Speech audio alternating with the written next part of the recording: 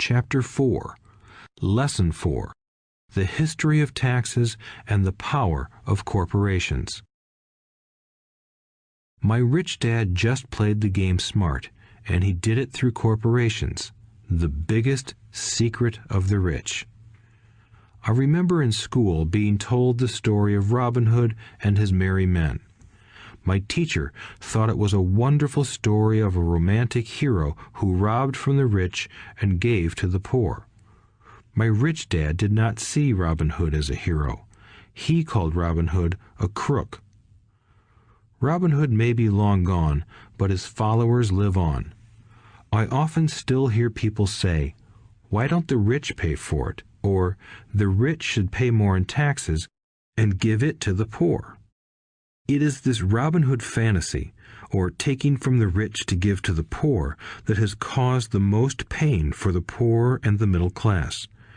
The reason the middle class is so heavily taxed is because of the Robin Hood ideal. The reality is that the rich are not taxed. It's the middle class who pays for the poor, especially the educated upper-income middle class. Again, to understand fully how things happen, we need to look at the history of taxes. Although my highly educated dad was an expert on the history of education, my rich dad fashioned himself an expert on the history of taxes. Rich Dad explained to Mike and me that originally in England and America, there were no taxes. Occasionally, there were temporary taxes levied in order to pay for wars. The king or the president would put the word out and ask everyone to chip in. Taxes were levied in Britain for the fight against Napoleon from 1799 to 1816, and in America to pay for the Civil War from 1861 to 1865.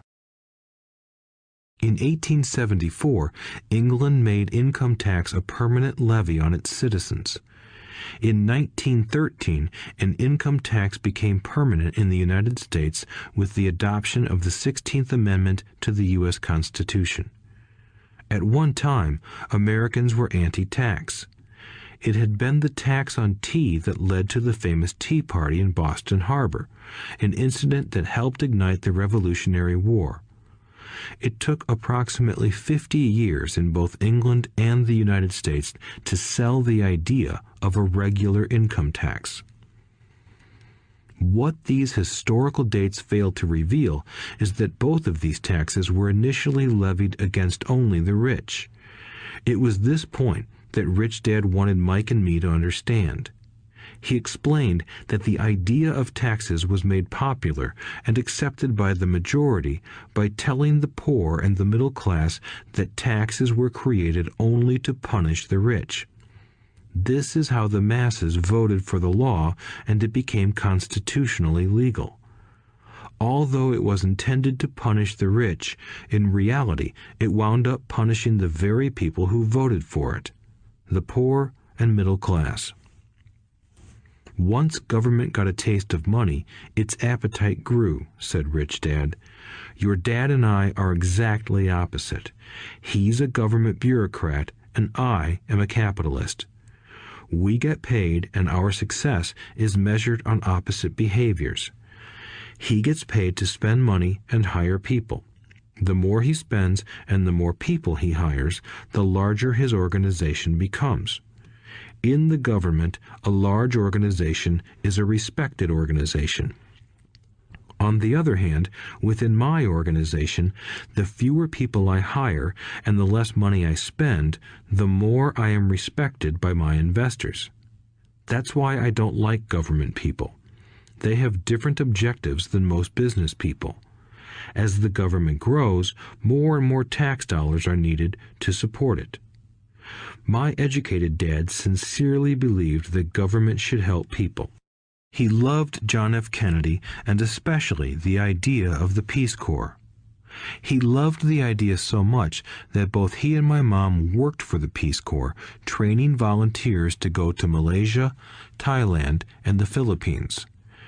He always strived for additional grants and budget increases so he could hire more people, both in his job with the Education Department and in the Peace Corps.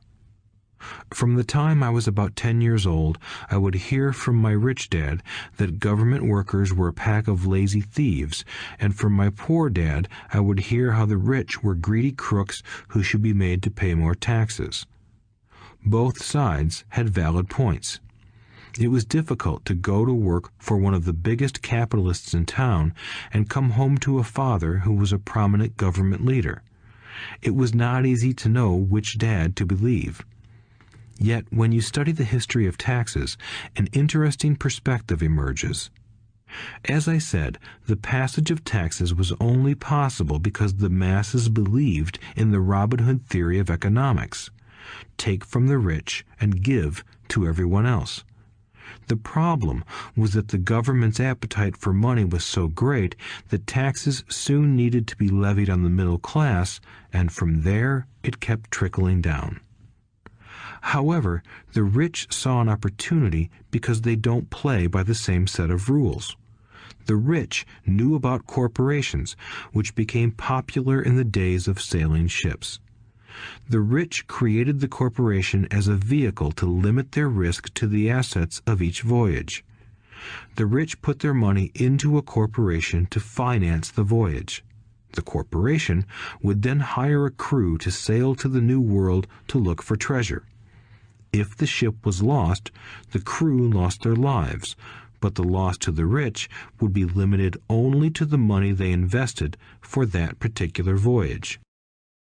It is the knowledge of the legal corporate structure that really gives the rich a vast advantage over the poor and middle class.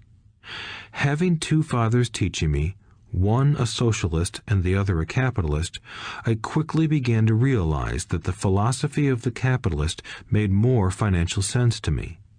It seemed to me that the socialists ultimately penalized themselves due to their lack of financial education. No matter what the take from the rich crowd came up with, the rich always found a way to outsmart them. That is how taxes were eventually levied on the middle class. The rich outsmarted the intellectuals solely because they understood the power of money, a subject not taught in schools. How did the rich outsmart the intellectuals? Once the take from the rich tax was passed, cash started flowing into government coffers. Initially, people were happy. Money was handed out to government workers and the rich. It went to government workers in the form of jobs and pensions, and it went to the rich via their factories receiving government contracts. The government received a large pool of money, but the problem was the fiscal management of that money. The government ideal is to avoid having excess money. If you fail to spend your allotted funds, you risk losing it in the next budget. You would certainly not be recognized for being efficient. Business people, on the other hand, are rewarded for having excess money and are applauded for their efficiency. As this cycle of growing government spending continued, the demand for money increased, and the tax the rich idea was adjusted to include lower income levels down to the very people who voted it in, the poor and the middle class. True capitalists used their financial knowledge to simply find an escape. They headed back to the protection of a corporation. But what many people who have never formed a corporation don't know is that a corporation is not really a thing. A corporation is merely a file folder with some legal documents in it, sitting in some attorney's office and registered with a state government agency. It's not a big building or a factory or a group of people. A corporation is merely a legal document that creates a legal body without a soul. Using it, the wealth of the rich was once again protected.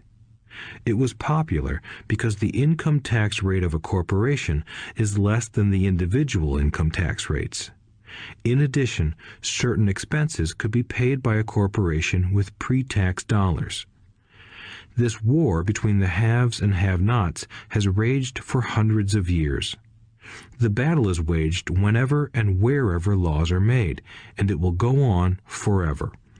The problem is that the people who lose are the uninformed, the ones who get up every day and diligently go to work and pay taxes.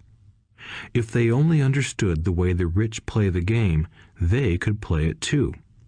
Then they would be on their way to their own financial independence. This is why I cringe every time I hear a parent advise their children to go to school so they can find a safe, secure job.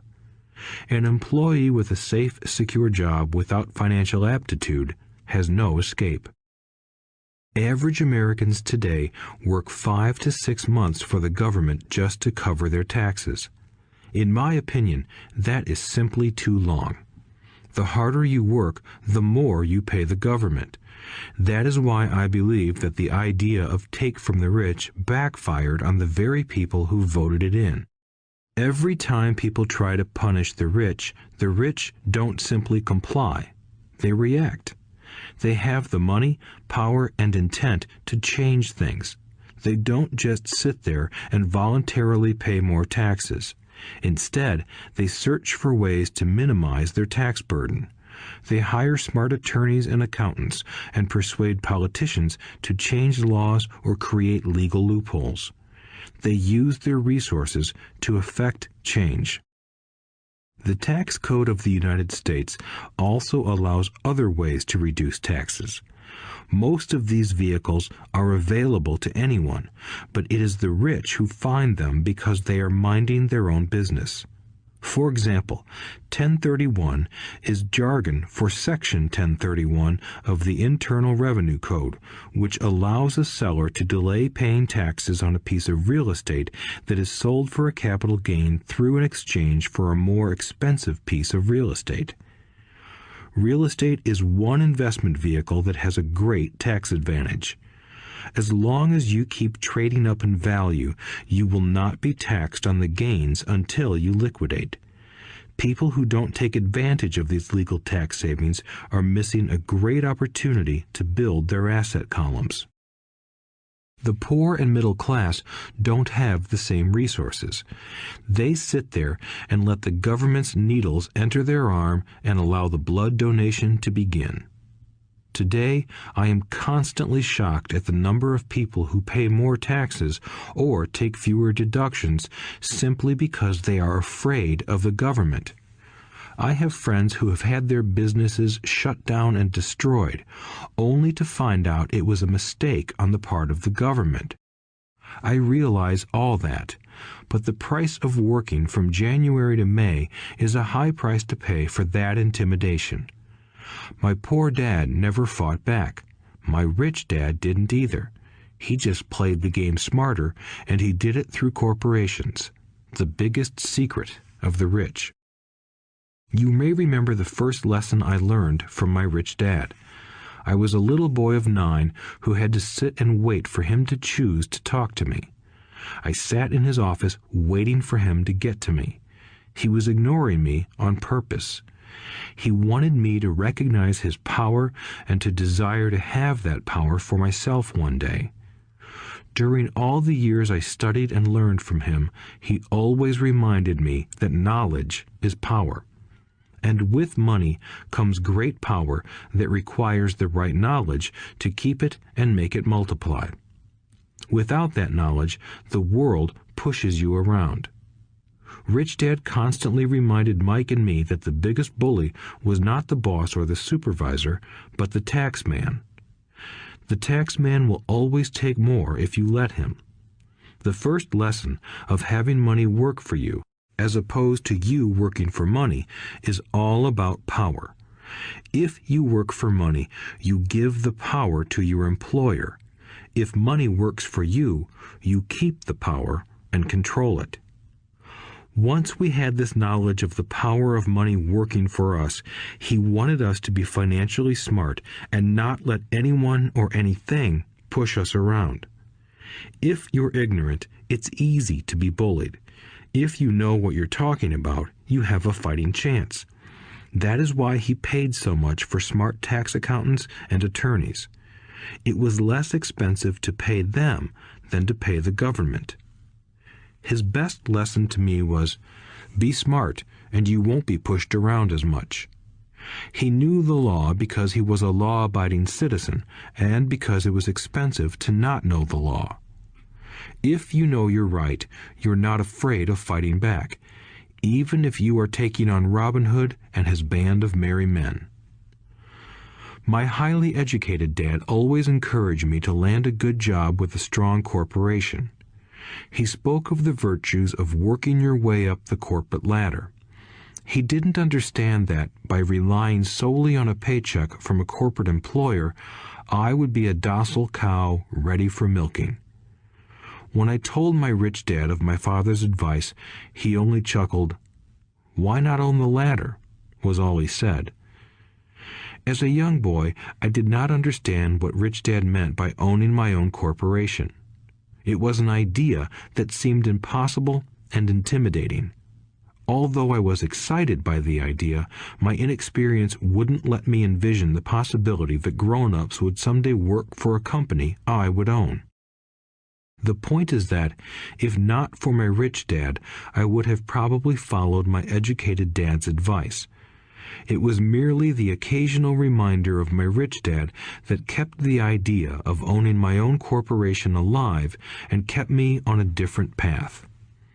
By the time I was 15 or 16, I knew I wasn't going to continue down the path my educated dad recommended.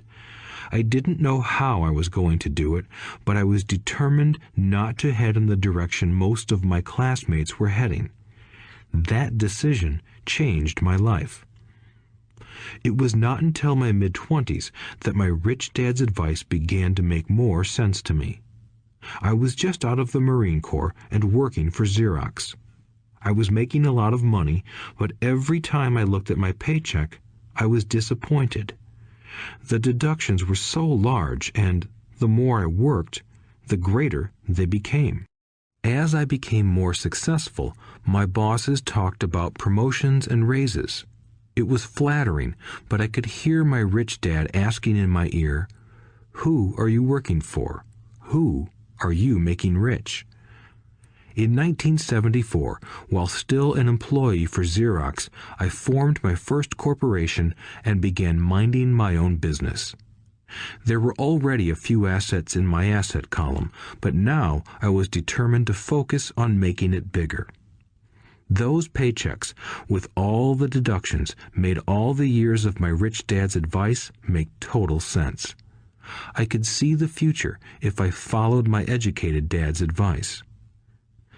Many employers feel that advising their workers to mind their own business is bad for business. But for me, focusing on my own business and developing assets made me a better employee because I now had a purpose. I came in early and worked diligently, amassing as much money as possible so I could invest in real estate. Hawaii was just set to boom, and there were fortunes to be made.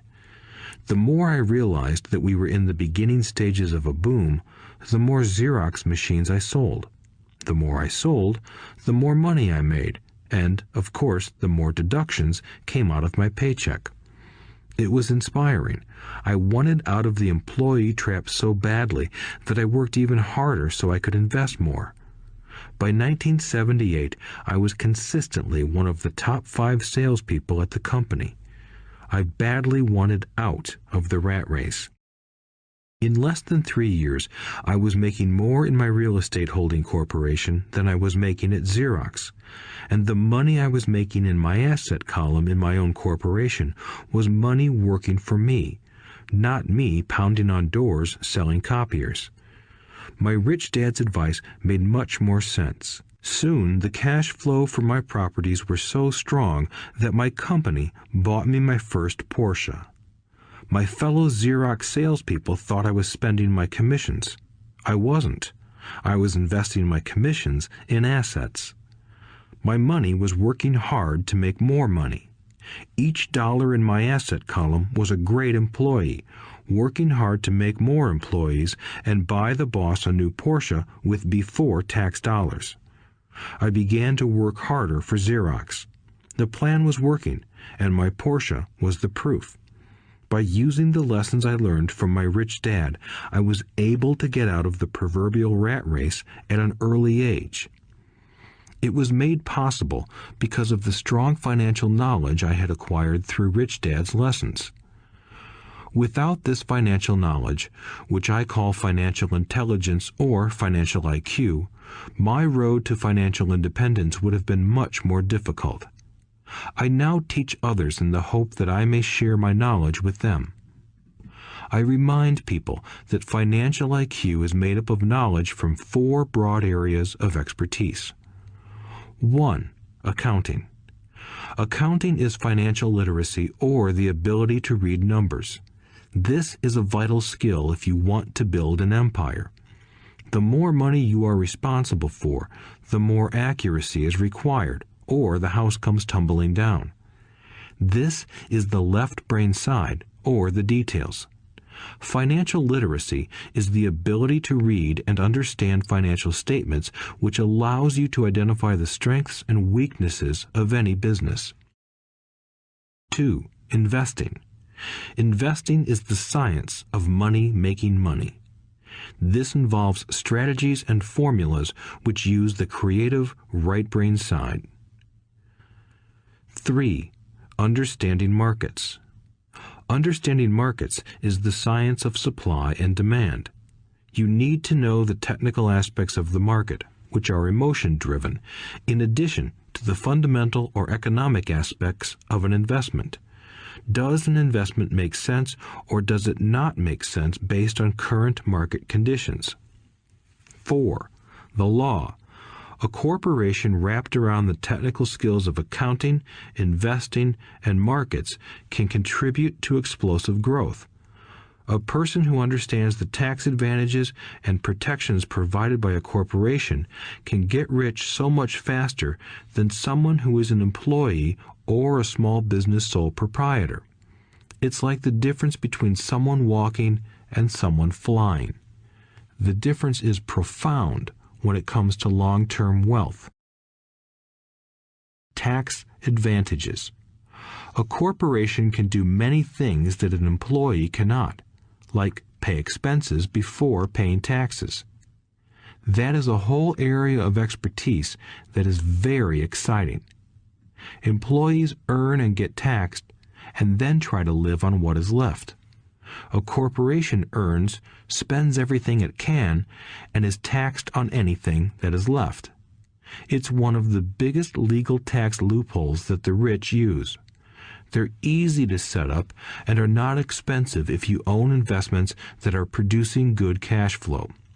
For example, by owning your own corporation, your vacations can be board meetings in Hawaii. Car payments, insurance, repairs, and health club memberships are company expenses. Most restaurant meals are partial expenses, and on. But it's done legally with pre-tax dollars. Protection from lawsuits. We live in a litigious society. Everybody wants a piece of your action. The rich hide much of their wealth using vehicles such as corporations and trusts to protect their assets from creditors. When someone sues a wealthy individual, they are often met with layers of legal protection and often find that the wealthy person actually owns nothing. They control everything, but own nothing. The poor and middle class try to own everything and lose it to the government or to fellow citizens who like to sue the rich. They learned it from the Robin Hood story. Take from the rich and give it to the poor. It is not the purpose of this audiobook to go into the specifics of owning a corporation, but I will say that if you own any kind of legitimate assets, I would consider finding out more about the benefits and protection offered by a corporation as soon as possible. There are many books written on the subject that will detail the benefits and even walk you through the steps necessary to set up a corporation. Garrett Sutton's books on corporations provide wonderful insight into the power of personal corporations. Financial IQ is actually the synergy of many skills and talents. I would say it is the combination of the 4 technical skills listed above that make up basic financial intelligence. If you aspire to great wealth, it is the combination of these skills that will greatly amplify your financial intelligence. In summary, Business owners with corporations 1. Earn, 2. Spend, 3. Pay taxes. Employees who work for corporations 1. Earn, 2. Pay taxes, 3. Spend. As part of your overall financial strategy, I recommend that you learn about the protection that legal entities can provide for businesses and assets.